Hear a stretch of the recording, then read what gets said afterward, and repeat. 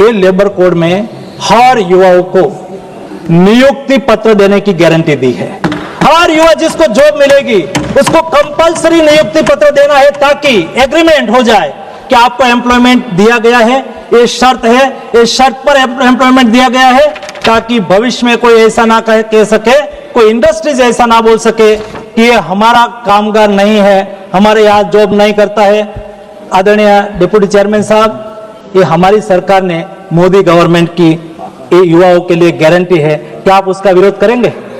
नियुक्ति पत्र मिलना चाहिए कि नहीं मिलना चाहिए? नहीं मिलना चाहिए तो कहिए कि नहीं मिलना चाहिए, तो आपको मैं समर्थन कर दूं। देश की उपलब्धि है, नरेंद्र मोदी जी के प्रयास के परिणाम है। हम सब लोगों को गौरव महसूस करना चाहिए कि देश आगे बढ़ रहा है, देश विकास कर रहा है। कि अनऑर्गेनाइज्ड सेक्टर के पहले तो कोई रजिस्ट्री ही नहीं थी। हमारी सरकार ने ई श्रम पोर्टल बनाया और आज 31 करोड़ अनऑर्गेनाइज्ड सेक्टर के श्रमिक ने स्वयं ने अपना एनरोलमेंट करा है। उसका हमने विवरण करा, कौन से सेक्टर में कौन कौन काम करता है वो भी उसमें सुनिश्चित है।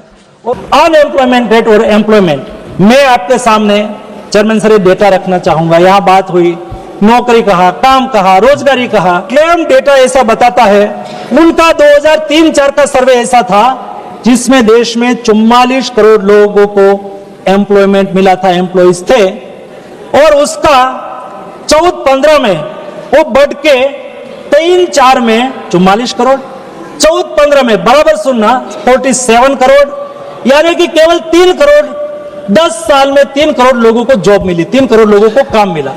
मुझे मिनिमम वेज भारत सरकार आज तक एक एडवाइजरी के रूप में तय करती थी, लेकिन अभी लेबर कोड लागू हो चुका है। लेबर कोड में फ्लोर वेज की बात करी है। मिनिमम वेज को स्टेट गवर्नमेंट माने भी ना माने भी कोई लीगल बैकिंग नहीं था, लेकिन अभी जो लेबर कोड में ये प्रावधान करा गया है कि देश में एक फ्लोर वेज तय करा जाएगा। फ्लोर वेज से ऊपर स्टेट रख सकता है, लेकिन उसके नीचे कोई नहीं रख पाएगा, ताकि हमारे देश के वर्कर्स की वेतन की सिक्योरिटी मिले। इस दिशा में मोदी गवर्नमेंट ने काम किया। वर्कर्स हो, उसको क्या लाभ मिल रहा है, क्या लाभ नहीं मिल रहा है, कौन सी स्कीम मिल रही है, कौन सी स्कीम नहीं मिल रही है, वो ऑटो मोड में एज ए डेटाबेस एनालिसिस हो सके, इसलिए डेटा बहुत जरूरी है। इसलिए ही हमारी सरकार ने ई श्रम पोर्टल का निर्माण करा। ई श्रम पोर्टल का उद्देश्य ये है कि जिसमें अनऑर्गेनाइज्ड सारे वर्कर्स की रिपोजिटरी हो, कौन क्या काम करता है, कौन से काम के साथ जुड़ा है, कौन सी सरकार की स्कीम का लाभ ले रहा है, कौन स्कीम का लाभ उसको नहीं मिल रहा है। जो स्कीम का लाभ नहीं मिल रहा है तो सिस्टम ही उसको बताती है कि आप ये स्कीम के लिए भी लायक हो और ये स्कीम में आप अप्लाई करके सोशल सिक्योरिटी आप प्राप्त कर सकते हो। वहां तक डेटा इंटीग्रेट करने की कोशिश हमारी सरकार ने करी है, और उसके लिए डिजिटल टेक्नोलॉजी और डेटा, आज जहां तक हम पहुंचे हैं कल पुराना हो जाएगा, कल उससे भी आगे बढ़ना होगा। हमारा प्रयास है कि डेटा इंटीग्रेशन और मेटा डेटा से हम देश के श्रमिक का कल्याण की दिशा में अच्छी तरह से काम करने की कोशिश करेंगे। बताते हुए खुशी है चेयरमैन साहब, कान खोल के सुन लेना, 2023-24 का क्लेम डेटा का रिजर्व बैंक का सर्वे आया।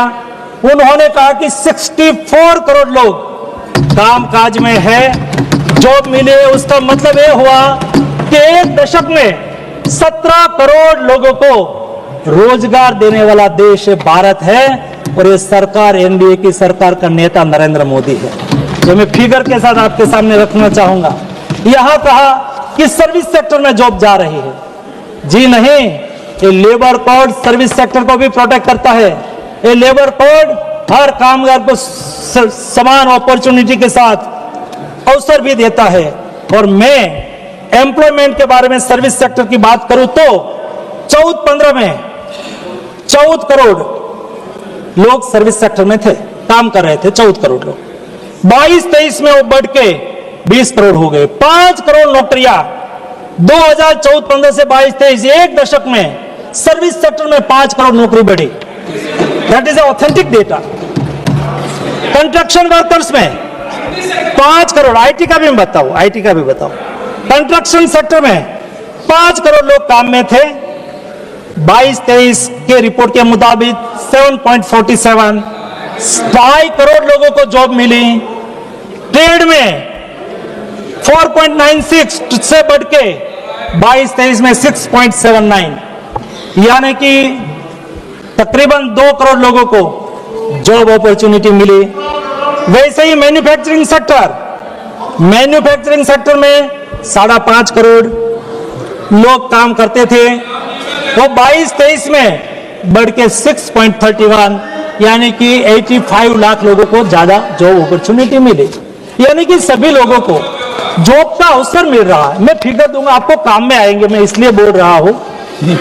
और उसको मैं वेट भी आपको कर देता हूं। जो मैंने फिगर दिया, तो ईपीएफओ में जिसको पहली बार जॉब मिलती है उसको यूएएन नंबर लेना होता है। यूएएन नंबर मिलता है तो फर्स्ट टाइम जॉब जिसको मिलती है उसको नया यूएएन नंबर मिला। तो कितने लोगों को जॉब मिली? तो मैंने कहा कि भाई एक दशक में ट्रेम के डेटा कहता है कि 17 करोड़ लोग नए लोग काम में आए। तो ईपीएफ का डेटा उसको प्रमाणित करता है। ईपीएफ के डेटा में प्रति साल देखो 2021-22 में 1 करोड़ 22 लाख लोग नए जॉब में आए। 22-23 में 1 करोड़ 31 लाख लोग नए जॉब में आए। 23-24 में 1 करोड़ 31 लाख नए जॉब में आए। ये सब फिगर भी जब हम एसेस करते हैं तो उसके साथ मिल जाता है। ये संभव कब हुआ? ये संभव तब हुआ। जो श्रमिक भाई अभी तक सब्सक्राइब नहीं किए हैं उनसे रिक्वेस्ट है कि आप सब्सक्राइब करें, बेल आइकन दबाएं, जो कि सही टाइम पे आपको सही न्यूज़ जो है मिलता रहेगा। जब देश ने एम्प्लॉयमेंट के लिए समय समय पर कदम उठाया, हमारी सरकार ने समय पर कार्य योजना बनाई। आपने देखा होगा मोदी 3 गवर्नमेंट बनने के समय तुरंत ही मोदी जी ने पहले ही बजट में 2 लाख करोड़ का पैकेज घोषित करके 5 साल में 4.1 करोड़ नए जॉब देने के लिए 2 लाख करोड़ की जॉब अपॉर्चुनिटी दी। पैकेज में अनाउंसमेंट करा। उसमें से एक पार्ट था 1 लाख करोड़ से 3.5 करोड़ लोगों को प्रधानमंत्री विकसित भारत रोजगार योजना के द्वारा जो पहली बार नौकरी मिलेगी उसको 15,000 रुपये का सहयोग करा जाएगा, ताकि उसको कम सैलरी वाली जॉब मिले तो भी चलो सरकार की ओर से हमें और पैसा मिल जाएगा, तो जॉब कर लेगा, बाद में स्किल डेवलप हो जाएगी, तो बाद में अच्छी जॉब में उसको अच्छी तनख्वाह के साथ जॉब मिल सके। ऐसी कई योजना का हमने प्लानिंग करा ताकि देश में जॉब अपॉर्चुनिटी भी बढ़े, देश में कामगारों को काम भी मिले, कामगार के हितों की रक्षा और सुरक्षा भी हो, महिला और पुरुषों को समान अधिकार भी मिले, समान वेतन भी मिले, सभी को जॉब सोशल सिक्योरिटी की गारंटी मिले। इस उद्देश्य के साथ ये 4 कानून लाया गया था। ये 4 कानून आज इंप्लीमेंट होने के बाद कामगार की ओर से एक अच्छा फीडबैक आ रहा है। मेरी विनती है सभी से कि उसको अच्छी तरह से समझिए। बाद में जो पॉलिटिकल विरोध करना है तो करिए, बट मेरे सम्मानीय सदस्यगण को लेबर कोड की वास्तविकता आपके समझ में होनी चाहिए। पॉलिटिकल वजह से आपको जो करना है आप ओपन होते हैं, मैं रोक नहीं पाऊंगा, लेकिन आपके संज्ञान में रहे उस उद्देश्य के साथ मैंने कई फैक्ट फिगर के साथ आपके सामने विषय रखा है। लेकिन इस अमेंडमेंट एक छोटा सा अमेंडमेंट है जिसमें एक लीगल क्लैरिटी लाने के लिए मैं अमेंडमेंट लेके आया हूं, और भविष्य में भी कोई अच्छा आपकी ओर से सुझाव आएगा और कामगारों का कल्याण के हित में जो भी कुछ करने की आवश्यकता होगी हम सभी सांसदगण साथ में मिलकर करेंगे। मैं सभी सम्मानीय सदस्यों को विनती करता हूं कि यूनानी मसले ये अमेंडमेंट को पारित करें।